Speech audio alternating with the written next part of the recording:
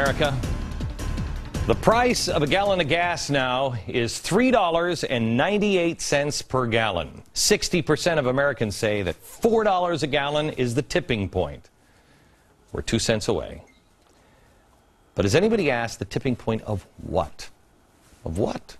Your life changes what happens to the country. The dollar is continuing to fall, and it is falling in a dramatic fashion. It's at a 3-year low. If you've been watching this program and you didn't dismiss me as a conspiracy freak, you knew this was coming, and here it is. It has been falling so dramatically that now the home of the peso, think of this, Mexico, is now buying 100 tons of gold. They say they need to get out of the dollar a little bit. Mexico, how many pesos does it take to buy 100 tons of gold? Also in the news today, Fatah and Hamas have brokered a deal. They become allies against Israel. And the deal? Brokered by our new revolutionary teenage friends in Egypt. And with Osama bin Laden, nobody's even talking about the expiration of the debt ceiling next week. Or, my favorite, the $200 billion in emergency funds that Timothy Geithner just kind of found. Where did I leave that $200 billion? Some slush fund, $200 billion. He tapped that to help us along the way. And then also he found some accounting tricks to tide us over until next week. By the way, that $200 billion, we've already spent it. When did he find it? Last week? The president also has declared now that he's made his decision. He's not going to release those pictures of UBL. Oh, okay. And by the way, an Arabic news agency is reporting now today that a senior Pakistani intelligence official said that one of Osama bin Laden's daughters has seen her father being shot dead by U.S. forces. She claims he was captured alive and then executed within the first few minutes of the operation. Who do you believe anymore? What do you believe anymore? Don't you see? The photos and the president's trip to, which I think is obscene, to Ground Zero, is a distraction from the real issues. I don't care what anybody says. This is not about poll numbers. This is misdirection. We could talk about the photos, whether we release them or not, and all the details. We could talk about it all day, and most of America is. But in my heart, I have to tell you, we have to get off of that. There is a more important agenda. And it is time we reset the conversation and the whole direction of anybody who has been concerned. It's time to start moving forward. I used to say on this program, watch the other hand. They're doing this, but what are they doing here? I can guarantee you, while we're focusing on Osama bin Laden and the pictures, oh, they're doing other things here. But I think it's about time we turn the tables. It's about time that they start worrying about watching our hands. Because it's about time that we put our hands to work in a creative way. March 2009. It marked the beginning of the 9/12 Project. I had the idea and I gave it to you and you took it and ran with it. Well, let me ask you, what has it become? What have you done? A lot. The 9/12 Project is each person made of it. It's kind of like life. So what is it that you have made? My guess is that if you made it about politics and protest, your groups now are starting to dwindle and struggle. It may have even struggled with power wars that's happening in tea parties and everything else. Many, no doubt, have been swallowed up by tea parties, which many of those have been swallowed up now by GOP operatives, and people are starting to question. Well, now that the congressional election is over and the Tea Party has accomplished what they set out to do, what has changed? The GOP still struggles to find a man or a woman to match the times. I mean, who are you going to vote for? Who are you excited about? Donald Trump? Got to find somebody that matches the times. But the parties continue to dismiss or destroy anyone who can truly lead in a different direction. Meanwhile, the countdown clock of our destruction continues to tick dollar by dollar, right by right, and lie after lie. The media They still refuse to admit that the spontaneous revolutions brought on by the youth of the Middle East were no such thing. The democratic revolutions always end the same way, as ours almost did 225 years ago. They end in chaos or a tyrant with a different face. The Middle East, mark my words, is headed towards a united union of sorts. It will be a caliphate, one that is defined by extremism, misery, and death, the likes of which the world hasn't seen perhaps in centuries. As new leaders, strong enough to control the situation, rise, so will the brutality.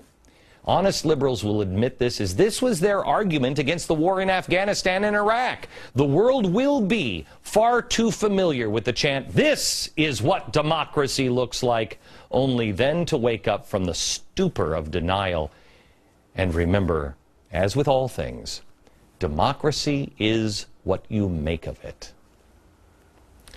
What are they going to make of it?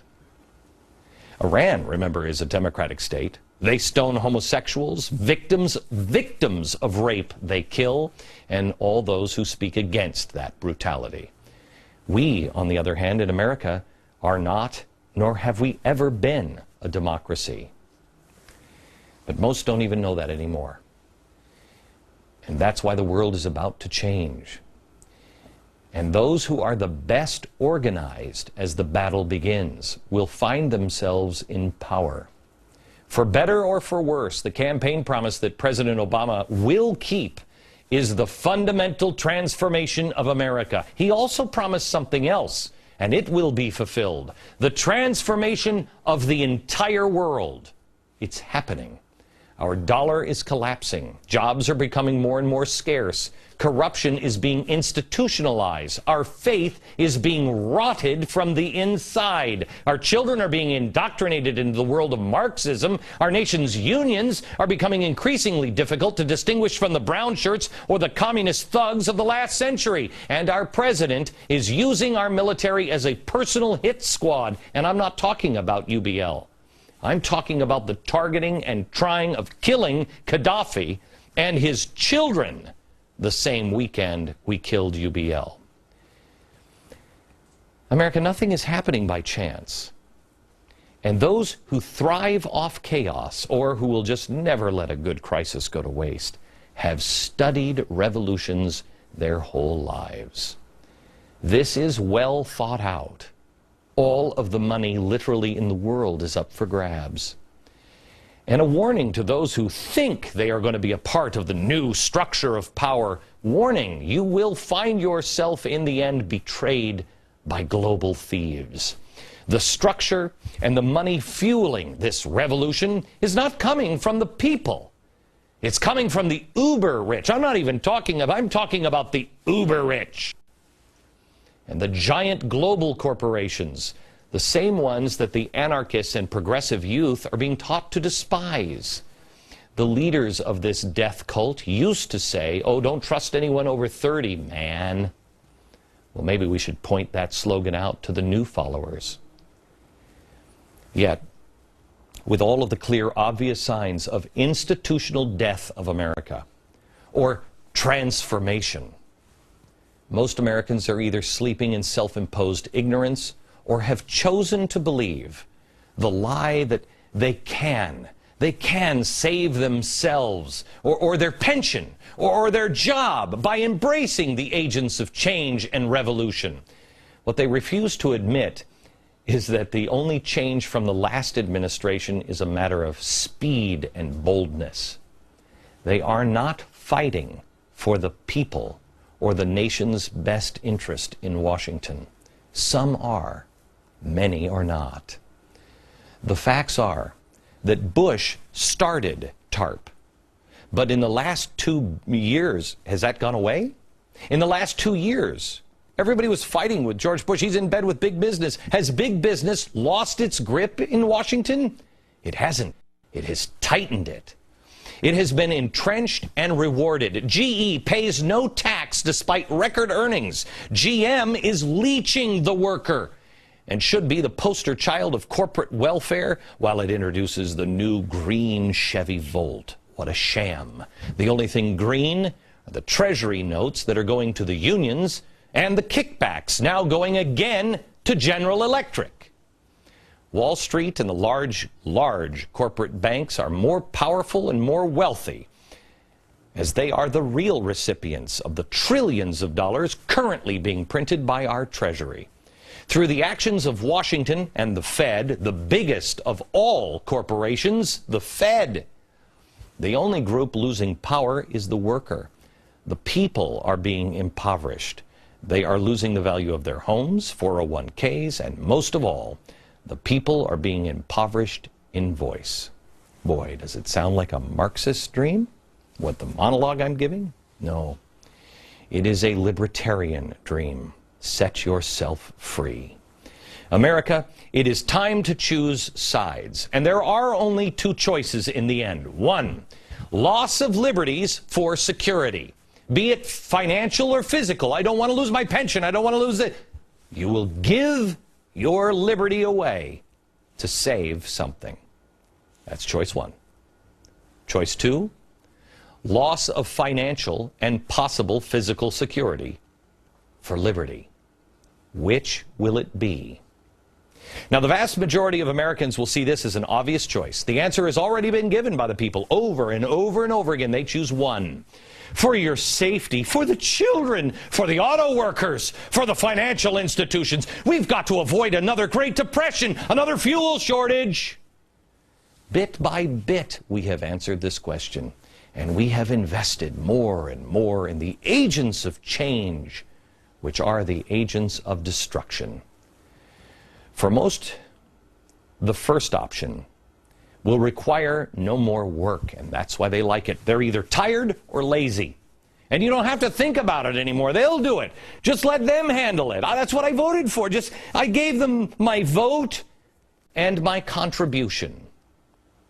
It's a continuation of George W. Bush's 9/11 solution. Just go shopping. All people are required is that they go shopping. And that you continue to fight the same tired battle. You know, the one that ends with anybody who disagrees with your side are bigots or racists or just mindless shills for the corporations. These corporations, really? I'm standing against those giant corporations. How can I be a mindless shill for them? Now, for those who answer number two, this is when the real work begins. Because you're going to ask yourself, now it's pretty easy to be for liberty. But when money is tight and you're losing your job and you're friendless, why is liberty worth suffering for? How can there possibly be personal freedom without financial freedom? Are the poor truly free? What is freedom? Do I really want it if responsibility is also required? What does my life look like if I choose liberty, real liberty? And how could I possibly convince my spouse or my friends that this is the right choice?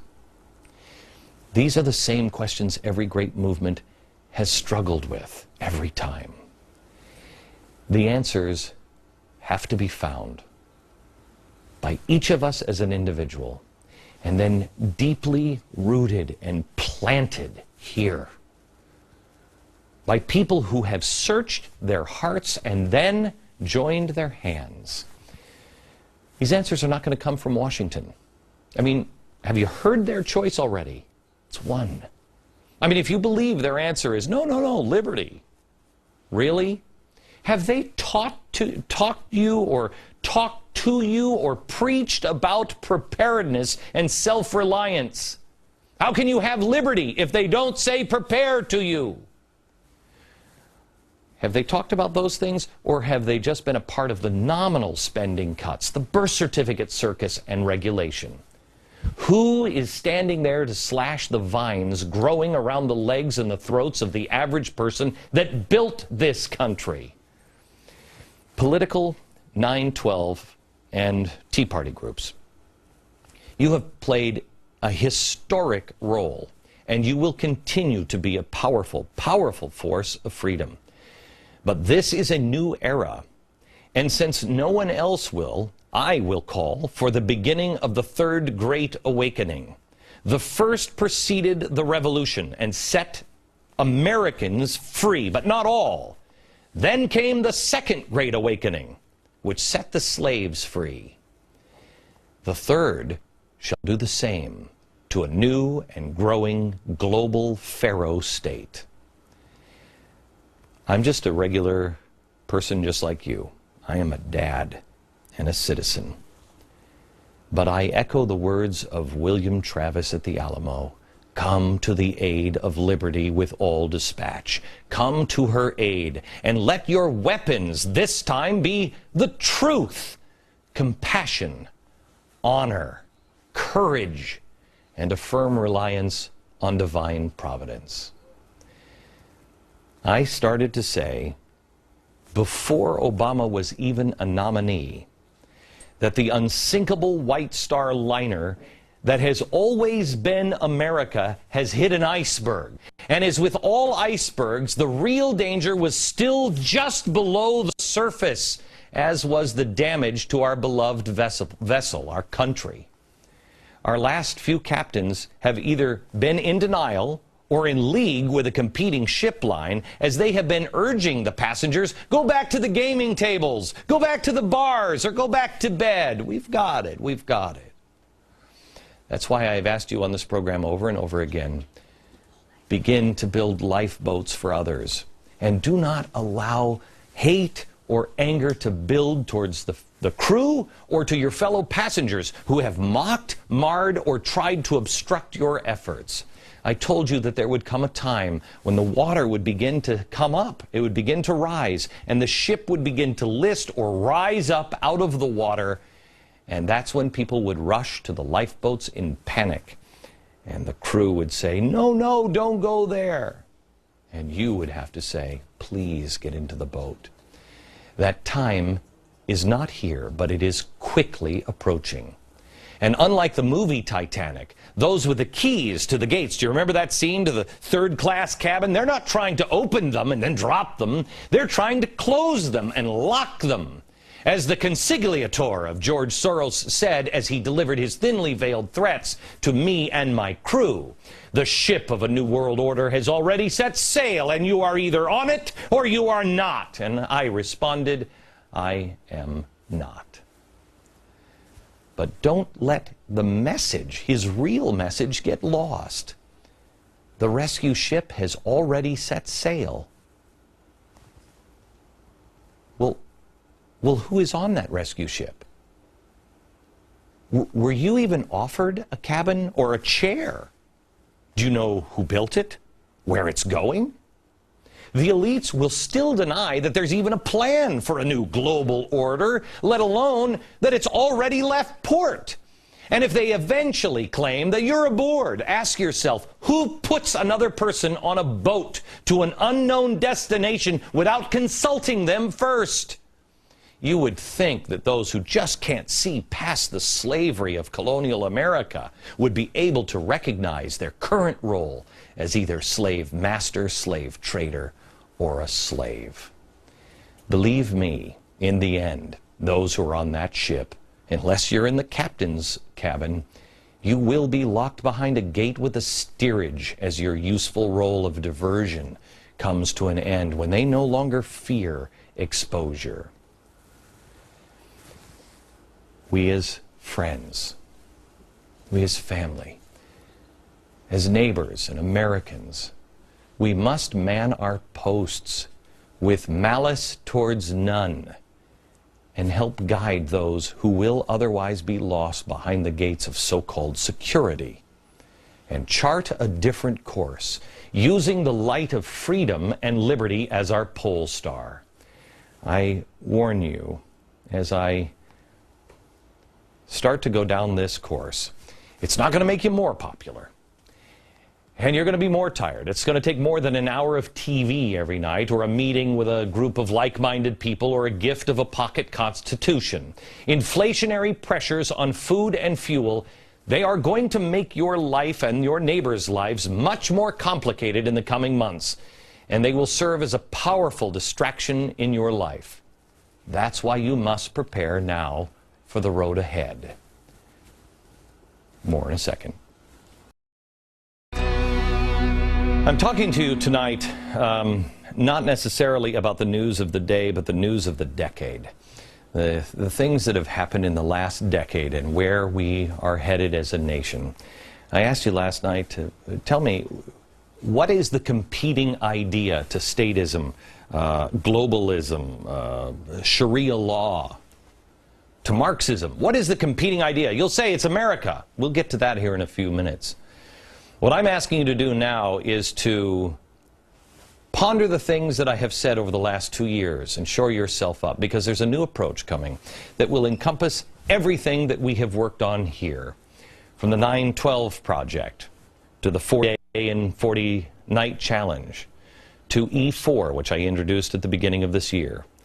It is not going to mean an end to protests, but I believe a fundamental transformation of the movement. It will not mean that you have to adapt your schedule, but transform your life. It will not be for the faint or half-hearted. It will require those who wish to become more than they are, or their country more than it is, or more than they currently believe they can be, or their country can be, to become the lion-hearted, the giants that we spoke of there in the mall on 828. Those who have already started this journey towards greatness and true liberty, those who now walk the path to the bright side of history, those who hear the clarion call will center themselves in the values and the principles that built this country, but will feel pushed now to the edge of their comfort zone and pushed to the edge of society by those masquerading as centrists. You must be ready. I ask you tonight to double your efforts on E4, to know who it is you really serve, E1, enlightenment, to know history, E2, and the power of the individual, because the last one is entrepreneurship, to create something positive. I'm about to call on you. The country doesn't need any more followers, it needs leadership. Will you lead? I'm going to stop preaching to you every night. I'm going to start rolling up my sleeves and stand not here, but with you. And I invite you to stand with me. Together, we will be the refounders with our children. We will be the human chain guarding equal justice. And together, be the men and women of merit that George Washington called to service.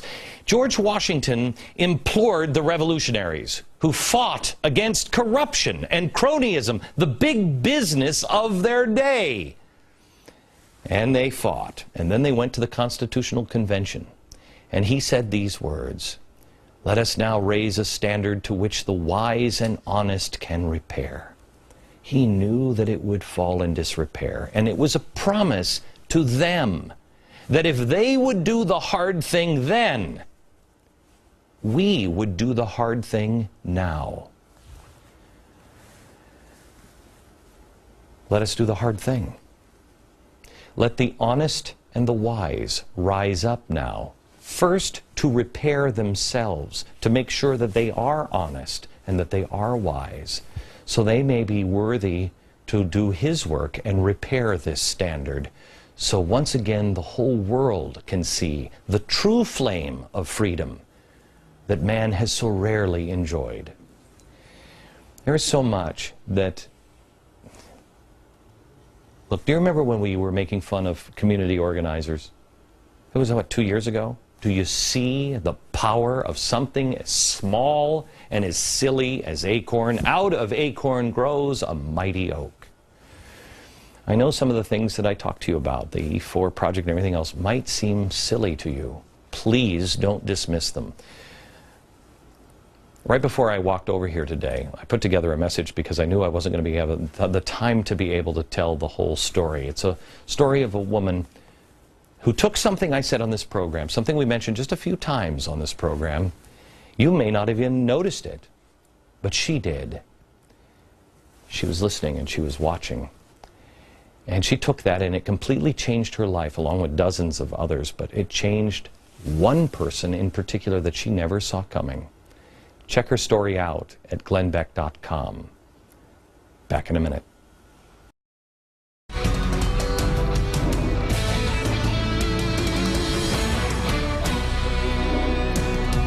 I have to tell you, as I was preparing today's show, I said to my staff, there is absolutely no reason this show is the most successful show in the history of cable news at 5 o'clock. Zero reason for that, because everything we do goes against common sense and we break every television rule. Right now, we should be analyzing Osama bin Laden's death and every last bit of it. Last night I was on Judge Napolitano's show on Fox Business, and he was worried that the White House is now using executive orders to kill people. And we are in Libya. Now what about Osama bin Laden? Well, as I was walking up to the studio, I had to decide exactly where I stood on that. And I realized I know where I stand, but you can't tweak this system 5%. The whole system is so far out of line, you need to reset the system. For better or for worse, we've been telling you that the world is about to change. There are the naysayers, and I hope to God that I'm wrong, and I mean that. But nothing is happening by chance, and I believe that those who are the best organized will find themselves in power. But if I ask you to organize, what are you organizing on? I mean, what do you even believe in anymore? Let me ask you this question, and I mean this sincerely. I want you to ask yourself tonight, who are we? Who are we? Who are you? What is it you believe in? I don't know who we are as a nation anymore. I don't recognize us. I don't even know who our friends and allies are anymore. I don't know why we have some of these friends and allies. Saudi Arabia, we know why they're our ally. That was oil. That was it. This was terror. Pakistan, that's it. But they don't have anything in common with us. Please. France? Oh, thank you for the Statue of Liberty. That's fantastic. You know, they're moving towards the foe. They're thinking now about getting out of NATO. At least the woman who would, Le Pen, who would beat Sarkozy today, says they're getting out of NATO and make an alliance with Russia for oil. Germany is moving towards Russia. These guys are over. These guys are pissed at us. That's why you're not pumping any more oil. And Pakistan, we've just screwed too. These guys are like the little black sheep. You want to talk about being alone, Tea Party members. Anytime you start feeling down, imagine the little box that Israel is in. Friendless. I mean, I think you get the point here. But why is all of this changing? What is happening? Who are we? And what are we becoming? If you really want to know who we are, you have to start back at the beginning. What separated us from the rest of the world? Was it our land? Was it our car, our house? Or was it something else? What makes us uniquely America? If you're the president, you'll say there is no difference between us and Spain except arrogance, really. It's just the arrogance of, I'm Spanish, whatever. Well, people are people, but there was a new and revolutionary idea here in America. And maybe we need to go back to that idea. So what was the idea? The idea that it was man can rule himself. But how did he do it? Remember, America is great because America is good. What makes us America, really, and unique?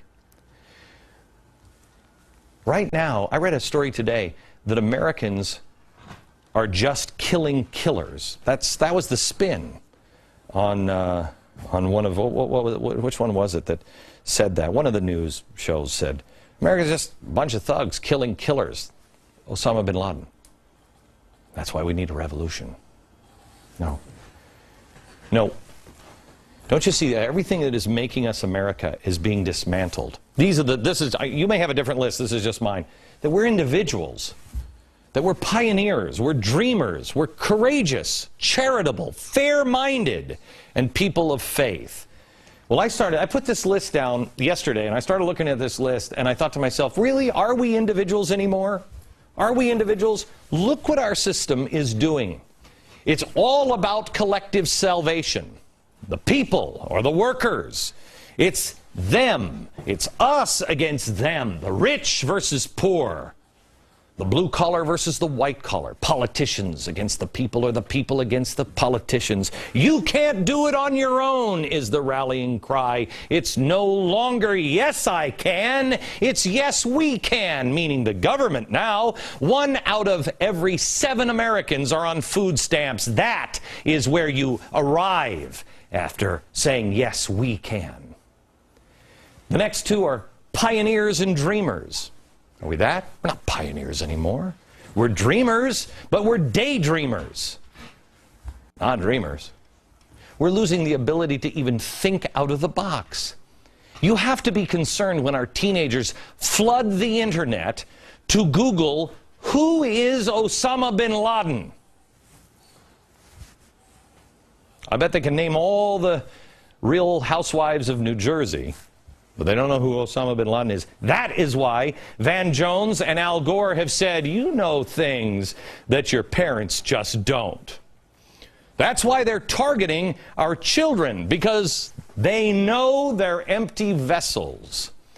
Because of regulation, you know that it's now damn near impossible for the Bill Gates of the next generation to create another Microsoft in their basement. You can't do it. Courageous? What does courage even mean anymore? Courage to stand and go to a tea party.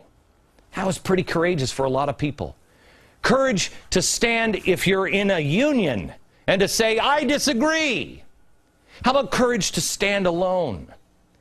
Tell me how full of courage is a country when they are all folding to political correctness.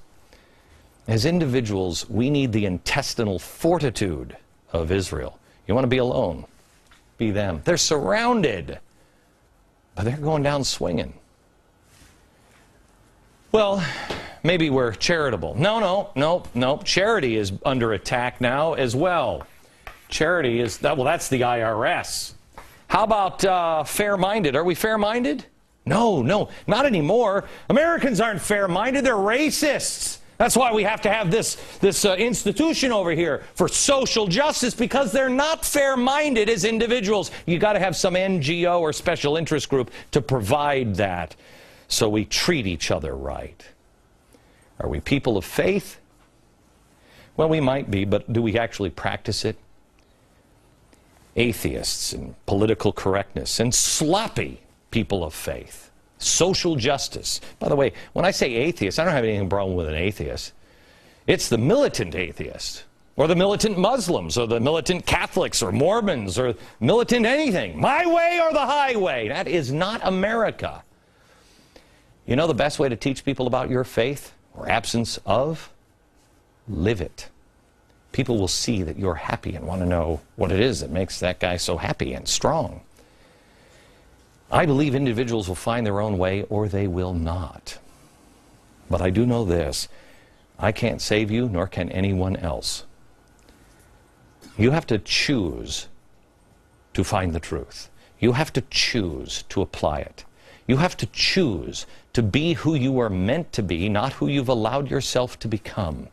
And not be part of a stagnant collective sitting around waiting for some savior to save you, some government official to walk in and do it for you. So, if you're going to change things, you have to know who you are. It's time we decide. More in a second. To rebuild something, you have to figure out who you were in the first place. And I don't know if you've noticed this, but we're living in a bullying society now. If the government doesn't get its way, the response is get that CEO fired. They're now going after a CEO of a major drug company. He's a conservative. He's outspoken. They've threatened him before during the healthcare thing, and now they're threatening the board. They say, you get rid of him or we'll do no business with you. And for a drug company, the government saying they're not going to do business with the drug company, that's death.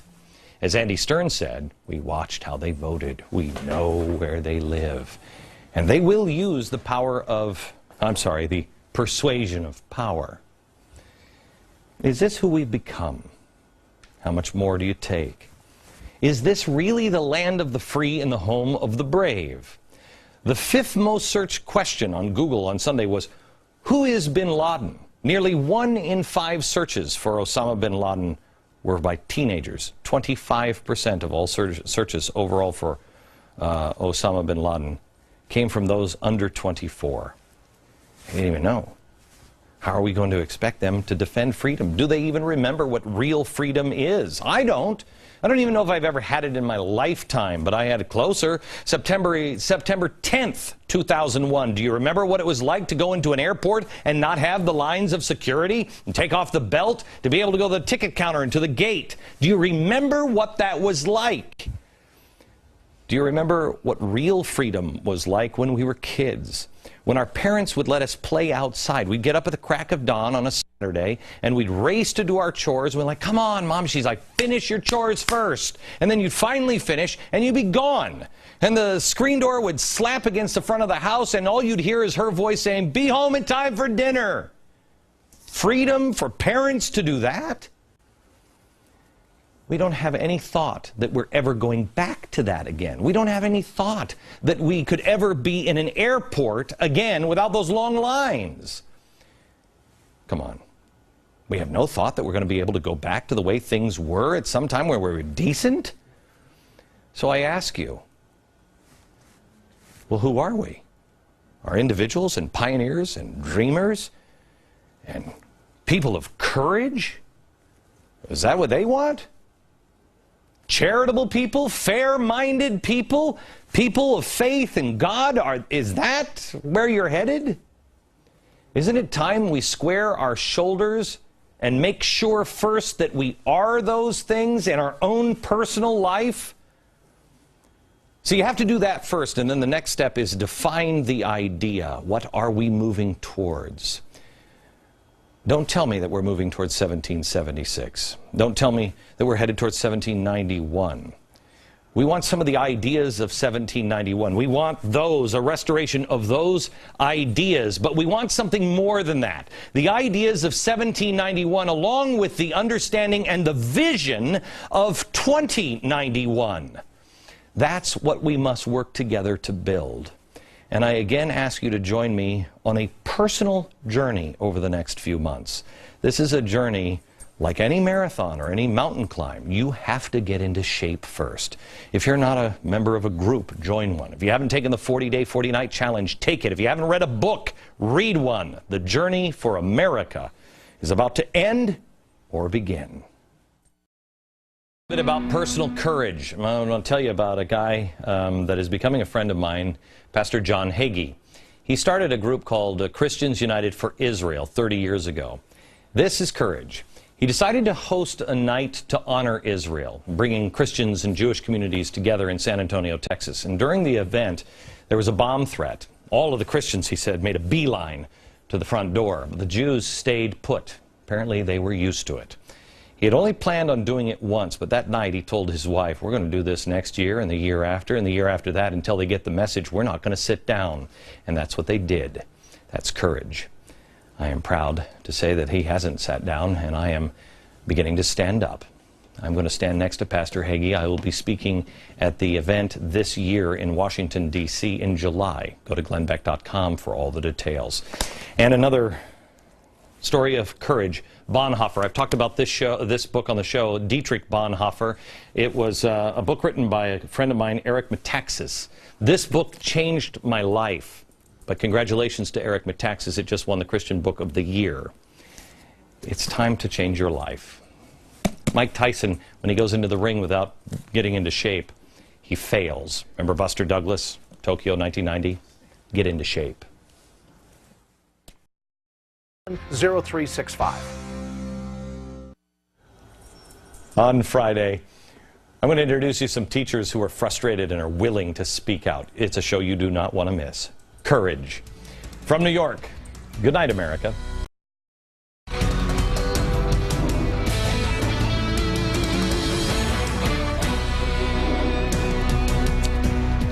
Hello, America.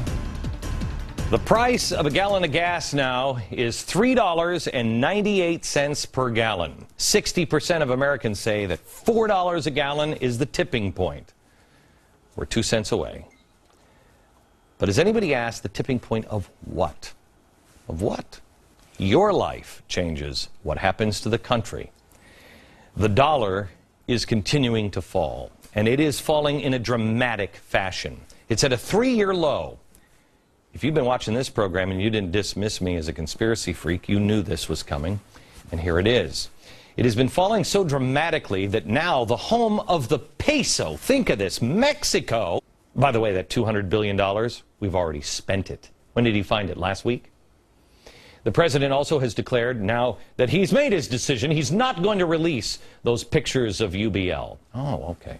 And by the way, an Arabic news agency is reporting now today that a senior Pakistani intelligence official said that one of Osama bin Laden's daughters has seen her father being shot dead by U.S. forces. She claims he was captured alive and then executed within the first few minutes of the operation. Who do you believe anymore? What do you believe anymore? Don't you see? The photos and the president's trip to, which I think is obscene, to Ground Zero, is a distraction from the real issues. I don't care what anybody says. This is not about poll numbers. This is now buying 100 tons of gold. They say they need to get out of the dollar a little bit. Mexico, how many pesos does it take to buy 100 tons of gold? Also in the news today, Fatah and Hamas have brokered a deal. They become allies against Israel. And the deal? Brokered by our new revolutionary teenage friends in Egypt. And with Osama bin Laden, nobody's even talking about the expiration of the debt ceiling next week. Or, my favorite, the $200 billion in emergency funds that Timothy Geithner just kind of found. Where did I leave that $200 billion? Some slush fund, $200 billion.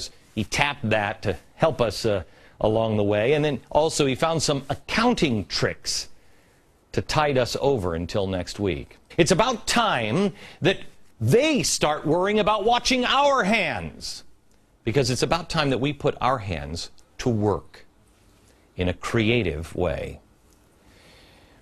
March 2009. It marked the beginning of the 9/12 project. I had the idea and I gave it to you and you took it and ran with it. Well, let me ask you, what has it become? What have you done? A lot. The 9/12 project is each person made of it. It's kind of like life. So what is it that you have made? My guess is that if you made it about politics and protest, your groups now are starting to dwindle and struggle. It may have even struggled with power wars that's happening in tea parties. And this is misdirection. We could talk about the photos, whether we release them or not, and all the details. We could talk about it all day, and most of America is. But in my heart, I have to tell you, we have to get off of that. There is a more important agenda. And it is time we reset the conversation and the whole direction of anybody who has been concerned. It's time to start moving forward. I used to say on this program, watch the other hand. They're doing this, but what are they doing here? I can guarantee you, while we're focusing on Osama bin Laden and the pictures, oh, they're doing other things here. But I think it's about time we turn the tables.